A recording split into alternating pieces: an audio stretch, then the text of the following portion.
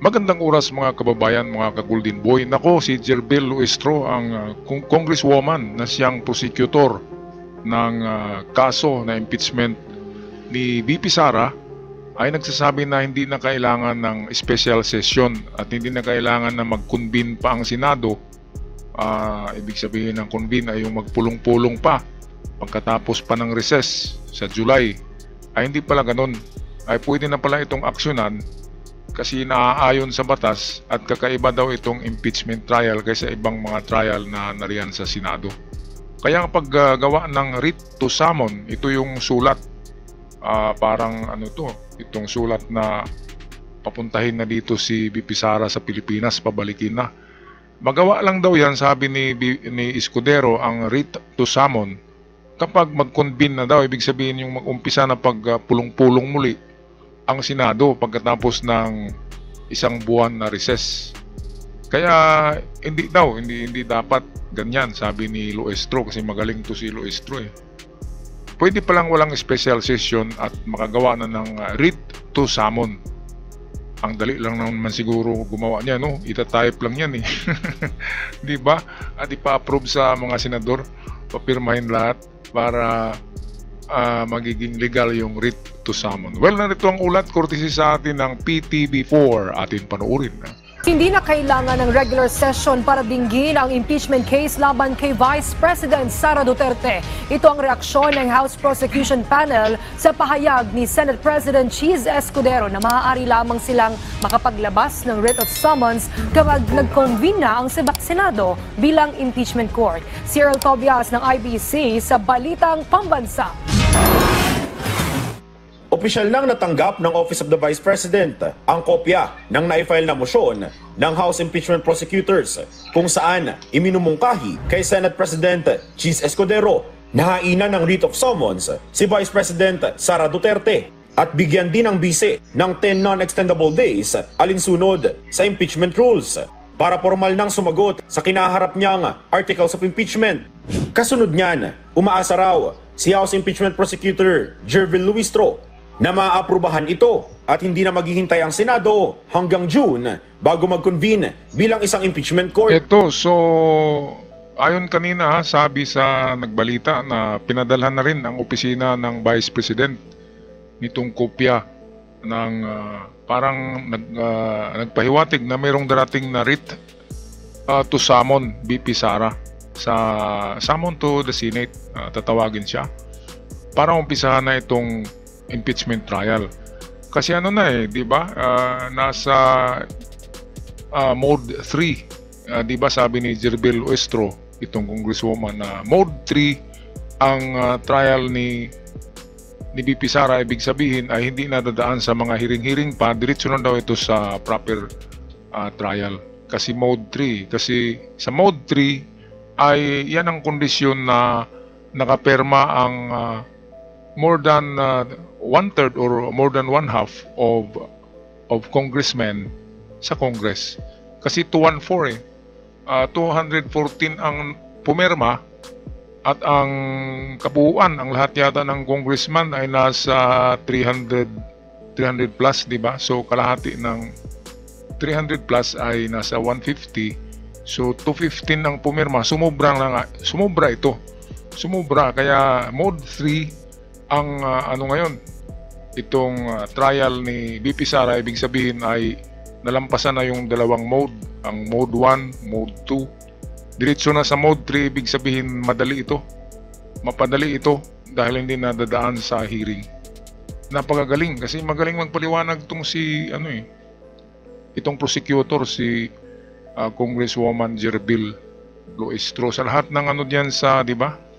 Kung ating balikan yung dating sa Congress, yung mga hearing sa Congress, itong si Jerbel talaga, si Luestro, ang kapag magtanong sa iyo ay talagang makasagot ka ng sagot mo na lalong magdiin sa iyo.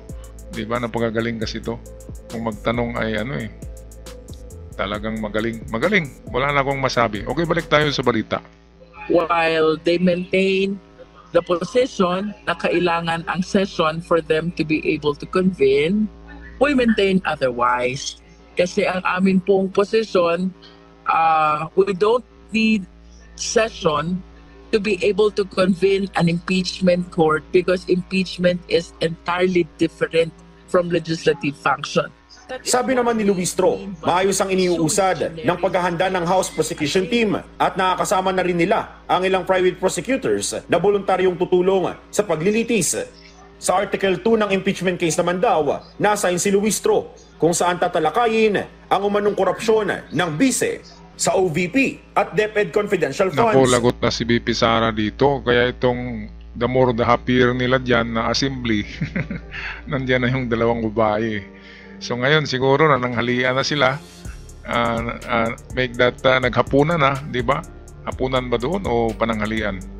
O breakfast, di ba? Hindi natin tiyak ang oras doon. Kaya the more the merrier, the happier sila dyan sa dahig. Kasi sigurado ako bukas may lalabas na naman ng mga video galing dito kina BP Sara at sa ibang vlogger dyan sa dahig na ano naman sila dyan, mag-rally-rally naman, magkakalat na naman. Lalo na nandyan yung anak pala ni Digong yan saka ni Hanilet, yang si Kitty. Hindi mana kay Digong ang itsura, no? Ano sa palagay niyo mga kababayan? Talagang kay Digong ba yan? Kasi may edad na si Digong di ba? Pwede pa ba yun? Kasi ibang itsura at hindi naman kahawig ni Hanilet, di ba? So pwedeng di ba? Hindi ko nasasabihin, kayo nang bahala diyan mga kababayan kung kanino nagmana yang si Hello Kitty na yan. Okay, so ito, tapos na ang maliligayang araw ni BP Sara diyan sa dahig dahil 10 days galing na ma-receive nila ang writ to summon letter. Halimbawa, bukas ay mayroon ng writ to summon letter na pinadala sa opisina ni BP Sara, ay 10 days lang ang ibibigay na dapat magpapakita na siya sa Senado. Kaya napakaano niyan, di ba? Napakadoble ang problema ni doble-doble ang problema ni BP Sara. Tingnan natin kung hindi ba ito tatablan, baka magsilpi-silpi pa rin ito patawa-tawa lang siya diyan, akala niya walang problema. Ang problema ngayon, ang buong planeta ng Pluto ay pinapasan niya, di ba? Napakabigat ng problema isang planeta ang pinapasan ngayon ni BP Sara. Na sabihin natin Pluto, maliliit lang maliit lang ang Pluto na planet, pero at least mabigat din yan, di ba mga kababayan? Kaya kung ako kay BP Sara, mag-start na akong bibili ng rosaryo, mag-Hail Mary full of grace na ako, the Lord is with you. O di kaya doon sa kanilang Diyos, di ba, yung sinasabi nila ng impyerno, tingnan natin kung sinong mabilis tutulong, ang Diyos o yung si Taning, di ba mga kababayan? Kaya ito, dahil kay Jerbil Luistro, napabilis ang, sigurado to mapabilis ang impeachment trial ni BP Sara. Imbis na July, ay sabi nga ni Jerbil kanina, di ba? Hindi na kailangan abot pa ng June. Dapat before June ay mag-start na ang trial at kung pwede lang ay ngayong linggo na ito ay mailabas na ang writ to summon BP Sara para pabalikin dito sa Pilipinas. Alright, tapusin natin ang bidyong ito mga kababayan.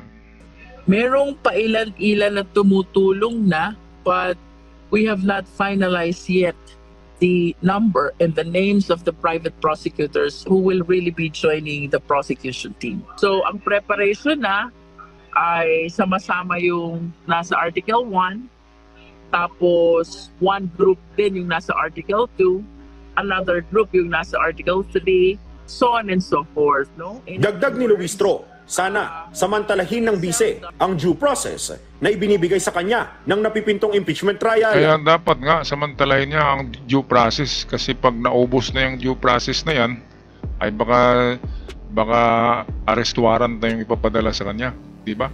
Balikan natin tong sa likod ni BP Sara. Sino ba to? Okay, saan na ba yun? Dito. Meron akong nakita sa likod niya balikan nga natin.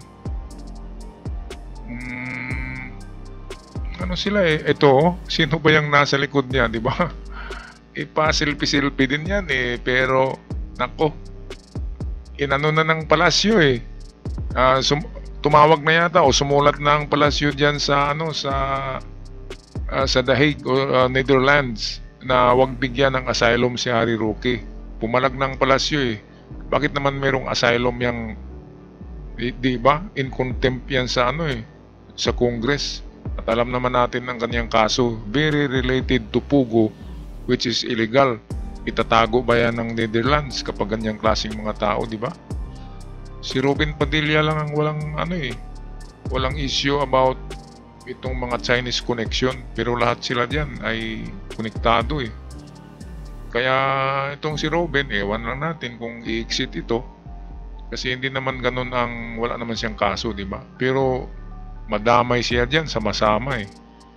Kaya ayan, makikita natin lahat sila, si Bato lang ang di ba? Mas grabe siguro yung problema ni Bato kalaki.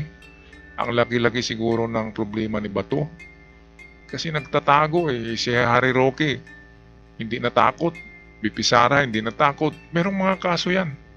BP Sara kasama yan sa principles of, ipapatawag din yan sa ICC si BP Sara.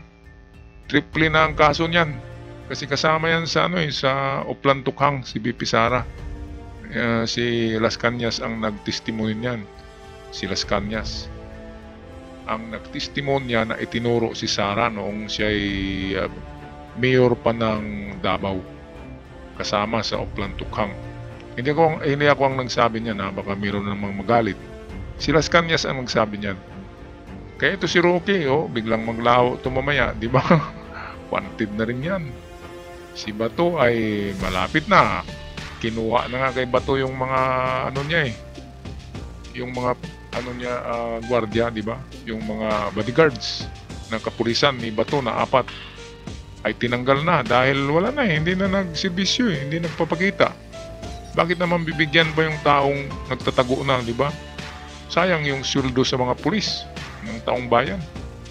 Mabuti pa mag-traffic na lang yung 4 na pulis, di ba? Okay, so ito, tapusin natin ang video mga kababayan. Di tulad ng mga ginawa nitong pagliban noong iniimbestigahan sa Kamara ang OVP at DepEd Confidential Funds. Mula sa IBC 13, ako si Earl Tobias para sa Balitang Pambansa. Alright, salamat Earl Tobias sa napakagandang balita PTB4. Kudos sa mga crew ng PTB4, sa mga broadcaster diyan. Maraming salamat sa pinahiram na video. Hanggang sa muli mga kababayan, paki-subscribe kung kayo bago pa lamang sa ating channel para palagi kayong updated. At sa aking mga avid followers, maraming salamat. God bless us all hanggang sa muli.